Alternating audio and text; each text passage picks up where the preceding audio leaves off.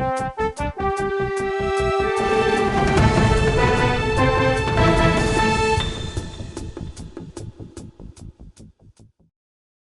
चल रही हैं, कई चीजें नुकसान भी कर जाती है फास्टिंग के जी दौरान। जी किस तरह से हम डाइट ले सकते हैं, क्या चीजें हम खा सकते हैं, क्या हेल्थ या एक्चुअली क्या होता है ना, जब हमारे फास्ट होते हैं तो हमारा मेन टारगेट होता है कि हमें फास्टिंग करनी है। हम प्रॉपर ब्रेकफास्ट लंच और डिनर नहीं करते हैं, राइट। सबका अपना ट्रेडिशन होता है। फर्स्ट सबसे पहले ये देखना चाहिए, जब आपका फास्टिंग है आपकी बॉडी कैसी है। आपको अगर एसिडिटी होती है, किसी को डाइजेस्टिव प्रॉब्लम होती है, किसी को कॉन्स्टिपेशन हो जाता है, बस वहाँ पे टारगेट ये होना चाहिए कि आप अपनी लिक्विड डाइट में फोकस रखें। लाइक पानी ना छोड़ें। लोग क्या करते हैं, पानी भी नहीं पी पाते हैं। मतलब पानी इतना सा पियेंगे। अब किसी का निर्जला है, उसके लिए मैं नहीं कुछ कह सकती, वो ट्रेडिशनल एक पॉइंट होता है। बट अगर आप नॉर्मल एक खाना ले रहे हैं या फलाहार में आप है या लिक्विड डाइट में आप हैं, तो वहाँ पे फोकस रखना चाहिए कि एक साथ ना लें। लाइक जैसे आपने ब्रेकफास्ट कर लिया, ब्रेकफास्ट में आप अगर आप बनाना शेक ले रहे हैं या टी ले रहे हैं, तो वहाँ पे ये कि टी ना लें।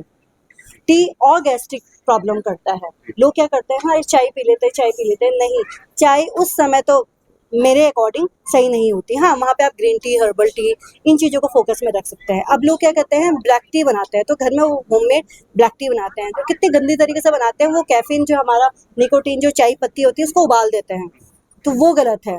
मैंने कितने मेरे पास पेशेंट्स आते हैं, वो क्या करते हैं, मैम आप तो ब्लैक टी पीते हैं। मैंने कहा कैसे पीते हैं, तो वो अपना प्रोसेस बताते हैं। तो जब मैं वो प्रोसेस सुनती हूँ तो मुझे हंसी आती है कि ब्लैक टी के नाम पे आप पी रहे हो, तो ब्लैक टी में जो चाय पत्ती है उसको उबालना ही तो नहीं होता है। आप उसको उबाल के इतने से आप चाय दूध भी डाल दो उसमें। तो यहाँ पे फोकस रखना है। आप green tea, herbal tea, black T, इस चीज़ों को फोकस रखो। और सबसे इंपॉर्टेंट, जब आप सुबह उठो, पानी नॉर्मल गुनगुना पानी पक्का पीजिए, ठीक है, क्योंकि पूरे दिन का हो जाता है। दूसरा पॉइंट ये होता है, अगर आप फलाहार में हैं तो आप फलाहार सेलेक्टिव फलाहार, लाइक पपीता, तो वो अच्छा होता है, ठीक है। आप सीजनली फ्रूट्स हो गया, लाइक जैसे ऑरेंज हो गया, आप मौसमी लेते हैं, आप एप्पल लेते हैं, तो ये जो सीजनली फ्रूट्स हैं इनको लेते हैं, तो इन चीज़ों को फोकस में रखिए। लेकिन 3-4 बजे के बाद कभी नहीं ले, चाहे वो नॉर्मल रूटीन हो, चाहे वो फास्ट वाला रूटीन। इसमें हमेशा याद रखें, क्योंकि गैस्ट्रिक प्रॉब्लम ज़्यादा होती है यहाँ पे, है ना। बस ये ध्यान रखिए जी। नहीं देखो, एक्चुअली देखो, फूड पॉइजनिंग पर्टिकुलर कोई एक चीज़ नहीं होती है। फूड पॉइजनिंग कोई भी चीज़ कर सकता है। पानी को छोड़ के फूड पॉइजनिंग का चावल भी कर सकता है आपका, नॉर्मल रोटी सब्जी भी कर सकती है।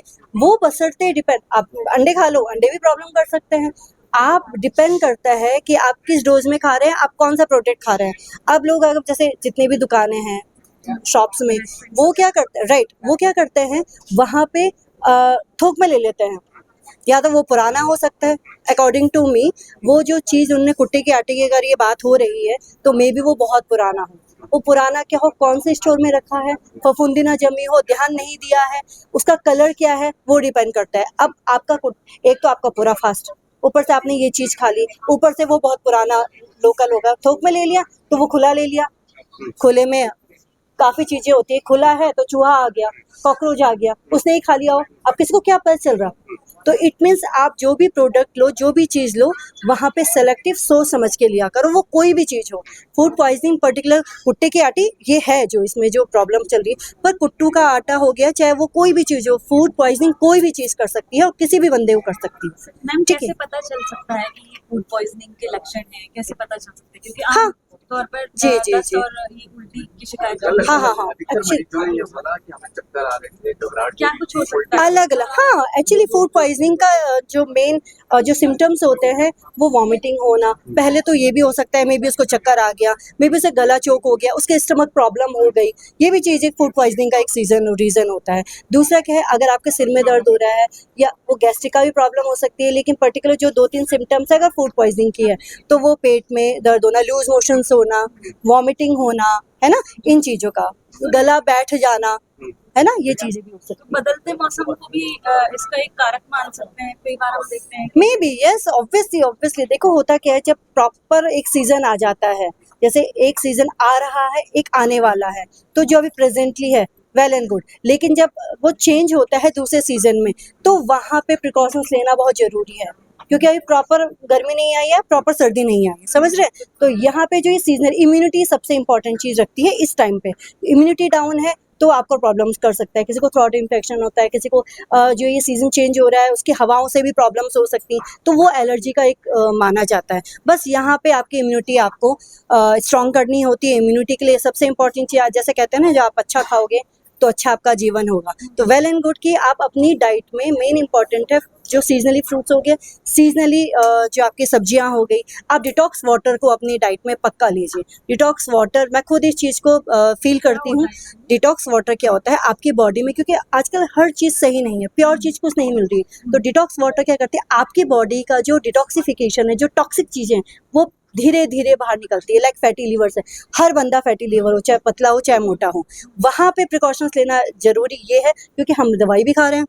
अब कोई, किसी को इतना है कि सिर दर्द हो रहा है तो वो दवाई खा रहा है, पेट में दर्द हुआ दवाई खा ली, जुकाम लग गया तो दवाई खा ली।